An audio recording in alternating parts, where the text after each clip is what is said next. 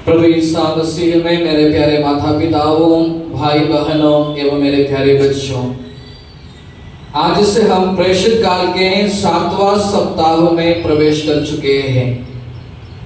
पर हमको मालूम है इस दुनिया के सभी लोग अपने जिंदगी में तारण प्राप्त करने के लिए यानी मुक्ति प्राप्त करने के लिए कोशिश करते रहते हैं।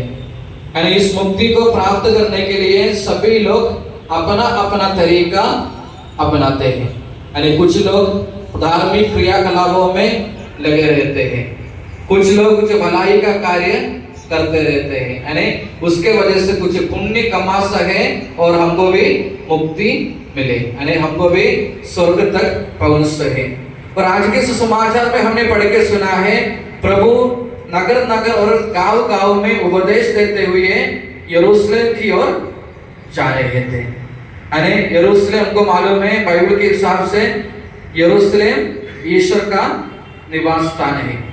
यानी प्रभु ईसा मसीह नगर नगर और गांव गांव में उपदेश देते हुए कहां जा रहे थे? यरूशलेम की ओर जा रहे थे, यानी ईश्वर की ओर जा रहे थे। और हम सबों को मालूम है आज हम हमारा कैटेकिज्म क्लास शुरू करते हैं और हम बच्चों को भी यही सिखाते हैं कि हमारा जीवन का लक्ष्य क्या है। जीवन का लक्ष्य क्या है? अच्छा नौकरी पाना है क्या? वो तो होना चाहिए, लेकिन जीवन का लक्ष्य क्या है? ईश्वर को जानना और ईश्वर को प्यार करना और आखिरी ईश्वर में पहुंचना, यानी जीवन का लक्ष्य है। और हम सबों को मालूम है बच्चे जन्म लेने से पहले ही हमको हमारे बच्चों के बारे में हम सपना देखना शुरू करते हैं। मेरे बच्चे को डॉक्टर बनाना है, इंजीनियर बनाना है, जो भी है हम सपना देखना शुरू करते हैं। लेकिन हमारा जिंदगी का लक्ष्य ये है जिस ईश्वर से हमने आया उसी ईश्वर को जानना, उसी ईश्वर को प्यार करना और आखिरी में उसी ईश्वर में वापस पहुंचना, यही जिंदगी का लक्ष्य है। तो हमको मालूम है ईश्वर ने प्रभु ईसा मसीह भी गांव गांव नगर नगर में उपदेश देते हुए यरूशलेम की ओर जा रहे थे, ईश्वर की ओर बढ़ रहे थे। हम अपने जिंदगी में कहां भी रहे, कैसे भी रहे, कौन सा भी काम करते रहे, तो हमको आखिरी कहां जाना है, कहां की ओर बढ़ना है? हमको ईश्वर की ओर बढ़ना है। हमको स्वर्ग को हमारे लक्ष्य बनाते हुए हमको अपना जिंदगी जीना चाहिए। तो आज के समाचार द्वारा प्रभु हमें ये संदेश देते हैं कि हमारा जिंदगी का लक्ष्य स्वर्ग को रखते हुए हमको इस दुनिया में अपना जिंदगी जीना चाहिए। और दूसरा है प्रभु बोलते हैं कि हम अपने मुंह से बोलने से कोई भी स्वर्ग राज्य में प्रवेश नहीं करेगा। हम उस स्वर्ग में प्रवेश करने के लिए, स्वर्ग राज्य में प्रवेश मिलने के लिए क्या होना चाहिए? हमारा आचरण भी सही होना चाहिए। यानी मुंह से कितने भी बार हम प्रार्थना करते रहेंगे, सवेरे उठने से लेकर शाम तक प्रार्थना करते रहेंगे, प्रभु प्रभु बोलते रहेंगे, अगर हमारा व्यवहार आचरण सही नहीं है तो हम स्वर्ग पहुंच नहीं सकते। कितना भी प्रार्थना करो। एक बार मैंने केरला जाते समय ट्रेन में एक आदमी को मिला, तो उसके बैग में बहुत सारे बुक था, जैसे बुक जो है ना बुक था, उसमें क्या लिखा था? जैसे ईश्वर का नाम लिखा था, उसमें राम राम लिखा था, यानी बहुत सारे कॉपियां भर के रखा था। तो उनको मालूम है कितने बार उन्होंने वो बुक में वो जो ईश्वर का नाम लिखा है, उसके पास बुक का नंबर भी लिखा है, पहला बुक, दूसरा बुक, तीसरा बुक। और वो विश्वास करते हैं कि वह उन्हें ये जो लिखा है वह उसको ईश्वर के पास लेके जाएंगे।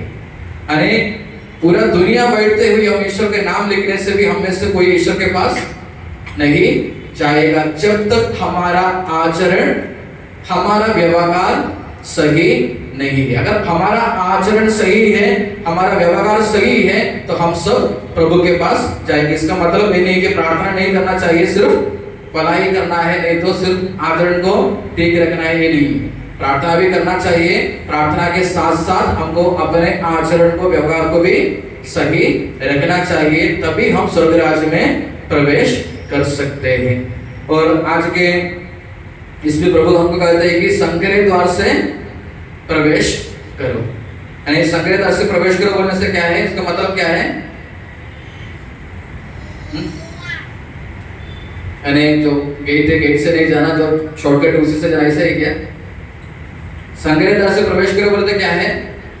हमको जो पसंद है, हमारा जो आवड़ है, उसको कभी कभी हमको छोड़ना पड़ता है। उदाहरण के लिए बोल देते हैं कि संडे के दिन हमको मिलता है, 6 दिन काम करते हैं, 1 दिन छुट्टी मिलता है। नहीं तो सवेरे 6 बजे उठना पड़ता है, 7 बजे उठना पड़ता है, तो एक ही दिन छुट्टी मिलते हैं। हमको ऐसा लगता है कि आज थोड़ा सा आराम करें सवेरे, यानी वो एक संग्रह द्वार है। सवेरे उठना, चर्च में आना, प्रार्थना करना, ये सब संग्रह द्वार है। नहीं तो हम अपने बच्चों को ट्यूशन के लिए भेजते हैं, नहीं तो हम काम करने के लिए जाते हैं, नहीं तो फिर हम अपने आराम करते रहते हैं, जो भी है। यानी ये सब संग्रह, यानी ये सब को छोड़ के प्रभु के पास आना, प्रभु के लिए इस दिन को देना, संडे के दिन देना, ये सब संग्रह द्वार में प्रवेश करने का यानी उसके समान है। यानी बोलने का तात्पर्य इतना ही है, हम अपने पसंद को, अपने आवड़ को साइड में रखते हुए ईश्वर की इच्छा को, ईश्वर की योजना को हमको प्रथम स्थान देना चाहिए। संग्रह द्वार से प्रवेश करो बोलने से कभी कभी हमारे आवड़ को, हमारे पसंद को साइड में रखते हुए ईश्वर की योजना को, ईश्वर की इच्छा को हमको महत्व देना चाहिए। यानी हम इस दुनिया में कितना भी पैसा कमाएंगे तो भी वह पैसा, वह स्थान ईश्वर के बदले नहीं हो सकता। हम जितना भी कमाए, कितना भी करोड़ों रुपए कमा के रखें, कितना भी बड़े बड़े पोस्ट में चले जाए, लेकिन ये सब ईश्वर के बदले नहीं होता। और ईश्वर के सामने धनवान व्यक्ति को कोई स्थान नहीं है। स्थान नहीं बोले तो उतना महत्व नहीं है, क्योंकि ईश्वर क्या देखते हैं, हमारे हृदयों को देखते हैं। बाइबल में हम पढ़ते हैं एक धनवान व्यक्ति और लाजरुस दोनों मर गए। कौन गए प्रभु के पास? लाजरुस गया। धनवान व्यक्ति के पास पैसा था, और बाइबल में यही भी नहीं लिखा है कि वो धनवान व्यक्ति ने बुरी जिंदगी जी रहे थे करके, नहीं। उन्होंने कुछ बुराई का काम नहीं किया, लेकिन उन्होंने क्या बुराई किया? जो भलाई कर सकते थे वो भलाई नहीं किया। यानी इसलिए मैंने बोला संग्रह द्वार से प्रवेश करना बोले तो हमको कभी कभी हमारे पसंद को बाजू में रखते हुए, साइड में रखते हुए, ईश्वर की इच्छा को, ईश्वर की योजना को प्रथम स्थान देते हुए हमको आगे बढ़ना पड़ता है। और एक कहानी है, एक बार एक धनी युवती, उसके पास बहुत सारे पैसा थे, वो मर गया और उसके बाद में स्वर्ग गया।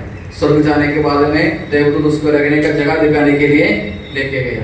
जाते जाते बाजू में बहुत सारे बड़े बड़े महल देखा, बड़े बड़े अच्छा घर देखा, लेकिन आखिरी में देवदूत इस युवती को लेकर कहाँ जाके खड़े हो गया? एक झोपड़ी के सामने खड़े हो गए, वहां रुक गया। तो युवती ने बोला मुझे क्यों एक झोपड़ी देते हैं? तो देवदूत ने क्या उत्तर दिया मालूम है क्या? आपने जो माल जब तुम पृथ्वी में रहते समय आपने जितना माल यहाँ भेजा है, उस माल से इतना ही हमने बना पाए। यानी आप इस दुनिया में रहते समय कितना भलाई किए, वो भलाई से हमने इतना ही बना सके आप लोगों के लिए। बोलने का मतलब ये है कि हम यहाँ रहते समय हमको क्या करना चाहिए? भलाई करना चाहिए। हम बोलते हैं दशांश देना है, और दशांश शब्द सुनने से हमारे सिर पे क्या पूछता है? फादर पैसा पूछता है, यानी पैसा पूछता है। दशांश ये शब्द अपने मन में घुसने से हमको पहला क्या विचार आता है? पैसा का विचार आता है। पैसा नहीं, दशांश बोले तो सिर्फ पैसा नहीं है। ईश्वर ने हमको 24 घंटे दान में दिया है। 24 घंटे के एक दशांश, यानी 1 घंटा पारिवारिक प्रार्थना में लगे रहो। संध्या के समय, सायंकाल के समय घर के सभी लोग एक साथ प्रार्थना करो। 24 घंटे तुमको फ्री में देते हैं, उसमें से 1 दशांश यानी आधा घंटा, 1 घंटा प्रभु के लिए समर्पित करो। यानी हमेशा हमारे मन में क्या है? दशांश बोले तो पैसा है, पैसा देना है। नहीं, पैसा नहीं।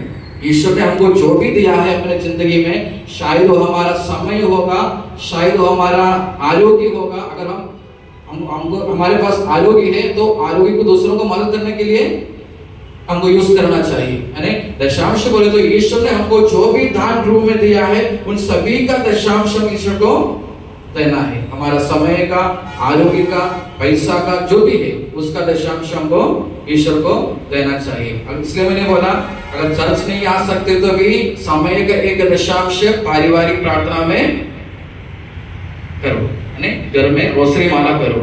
यानी अगर हम देखे जाए हम मोबाइल कितने घंटे यूज करते हैं उसका एक दशांश बोले तो भी कितना समय हो जाएगा। कोई कोई लोग पूरा दिन यूज करते रहते हैं, कोई कोई लोग 5 घंटे 6 घंटे यूज करते रहते हैं, यानी हम सब मोबाइल तो यूज करते रहते हैं, उसका आधा समय भी हम ईश्वर के लिए दिए तो भी काफी ज्यादा है।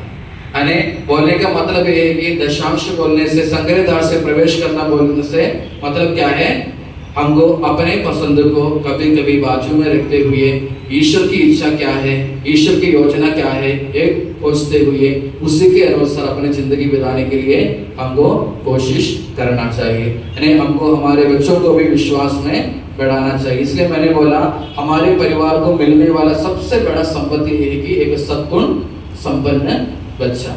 अगर हम कितना भी पैसा कमा के रखेंगे, अगर बच्चा बेकार है तो कल जाके पूरा का पूरा पैसा पहले के जैसे बना के रखेंगे। यानी बोलने के मतलब ये है कि हमको बच्चों को देने के सबसे बड़ा तोहफा क्या है, हमको उनको सद्गुणों में बढ़ाना है, यानी विश्वास में बढ़ाना है, नहीं तो कोई फायदा नहीं होगा। तो आज हम कैटेकिज्म क्लास का भी इनॉग्रेशन करते हैं, तो हम हमारे विशेष रूप से हमारे बच्चों के लिए प्रार्थना करें ताकि हमारे बच्चे सद्गुणों से संपन्न हो जाए, विश्वास में दृढ़ बने, विश्वास में गहरे बने, ताकि जब उनके जिंदगी में कुछ दुख आता है, संकट आता है, दोस्त के पास जाने के बदले अपने आगे ऊपर की ओर उड़ाए, ईश्वर की ओर उड़ाए और ईश्वर उनको शक्ति दे। यही प्रार्थना के साथ हम आगे बढ़े।